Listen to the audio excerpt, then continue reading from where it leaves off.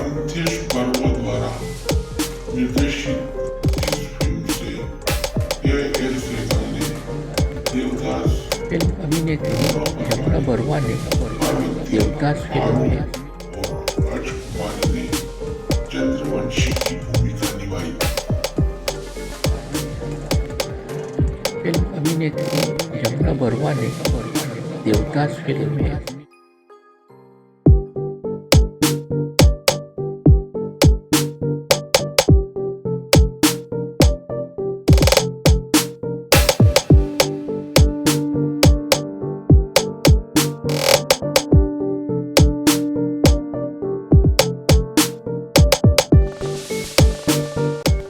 जमुना बरुआ उत्तर प्रदेश भारत के आगरा के पास एक गांव के निवासी पूरन गुप्ता की 6 बेटियों में से चौथी थी।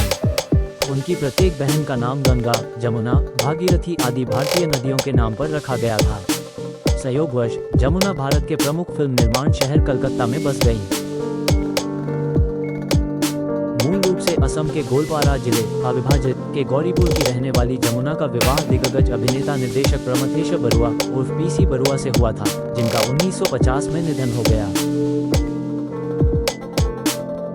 उन्होंने अपने पति के प्रसिद्ध निर्माण वन देवदास में 1936 में अपने अभिनय करियर की शुरुआत की और फिल्म में पार्वती या पारो का मुख्य किरदार निभाया। उन्होंने बंगाली और हिंदी में कई यादगार फिल्में की, जिनमें अमीरी, मुक्ति, अधिकार और शेष उत्तर उल्लेखनीय हैं। बरुआ के निधन के बाद उन्होंने अभिनय छोड़ दिया। जमुना ने 1930 के दशक में अपने फिल्मी करियर की शुरुआत की और PC बरुआ द्वारा निर्देशित रूपलेख बंगाली के हिंदी रूपांतरण मोहब्बत की कसौटी 1934 में एक छोटी भूमिका निभाई। हालांकि असम के गौरीपुर के मूल निवासी बरुआ पहले से ही 2 बार शादीशुदा थे, फिर भी दोनों के बीच प्रेम कहानी शुरू हो गई। बरुआ की अगली फिल्म देवदास 1935 में पार्वती की भूमिका निभाने वाली अभिनेत्री ने शूटिंग के पहले ही दिन स्टूडियो में आने में असमर्थता जताई, जिसके बाद जमुना को बरुआ के घर से बुलाया गया। तब तक वो उनके साथ रह रही थी और बिना किसी तैयारी के सीधे काम पर लग जाने को कहा गया।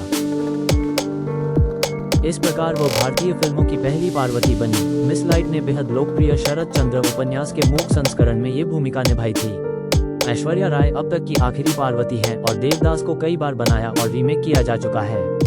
जमुना ने हिंदी संस्करण में भी वही भूमिका निभाई और अपनी पहली ही कोशिश में एक अभिनेत्री के रूप में पहचान हासिल कर ली। उन्होंने बरुआ की फिल्मों जैसे गृहदाह 1936, माया 1936, अधिकार 1939, उत्तरायण 1941, शेष उत्तर 1942, चंदेर कलंका 1944 और इन फिल्मों के हिंदी संस्करणों में अभिनय करना जारी रखा। बरुआ ने 1940 में प्रतिष्ठित न्यू थिएटर्स छोड़ दिया था और वे अपनी फिल्मों का निर्देशन और निर्माण दोनों कर रहे थे।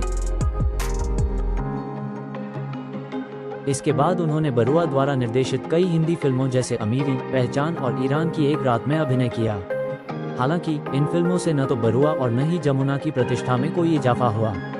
जमुना ने बरुआ के निर्देशन के बिना 3 बंगाली फिल्मों देवर 1943 और नीलिंगुरिया 1943 में भी अभिनय किया, जहां उन्होंने बरुआ के प्रभाव के बिना अपनी प्रतिभा साबित की।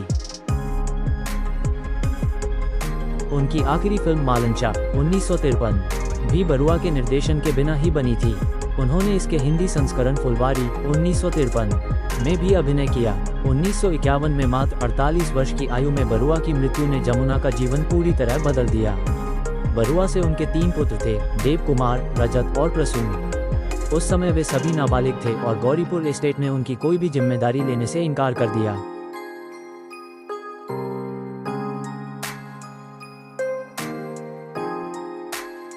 उन्हें अपने और अपने बच्चों के हक और मान्यता प्राप्त करने के लिए शक्तिशाली और प्रभावशाली शाही परिवार के साथ कानूनी लड़ाई लड़नी पड़ी। समय के साथ मामला सुलझ गया और उन्हें घर और उससे लगी विशाल भूमि का स्वामित्व तथा भत्ता भी मिल गया। बरुआ के बाद जमुना ने अपना शेष जीवन एक गृहिणी के रूप में अपने नाबालिग बेटों के पालन पोषण में बिताया। उन्हें अधूरी फिल्म मालंचा को पूरा करना था, लेकिन इसके तुरंत बाद उन्होंने फिल्म उद्योग को अलविदा कह दिया। बाद में उन्होंने अपने पति PC बरुआ की जन्म शताब्दी वर्ष के कई समारोहों में भाग लिया और भारत सरकार और असम राज्य सरकार की ओर से भारतीय टॉकी फिल्मों की पहली पार्वती के रूप में सम्मानित हुई। उनके अंतिम दिन बहुत कष्टदायक रहे और मृत्यु से 6 महीने पहले तक वे बिस्तर पर ही रहीं। उनके 3 पुत्र और उनके परिवार तथा कई रिश्तेदार उनके पीछे रह गए हैं। परिवार के सदस्यों के अनुसार वे कुछ समय से बीमार थीं और उनकी मृत्यु वृद्धावस्था संबंधी बीमारी के कारण हुई।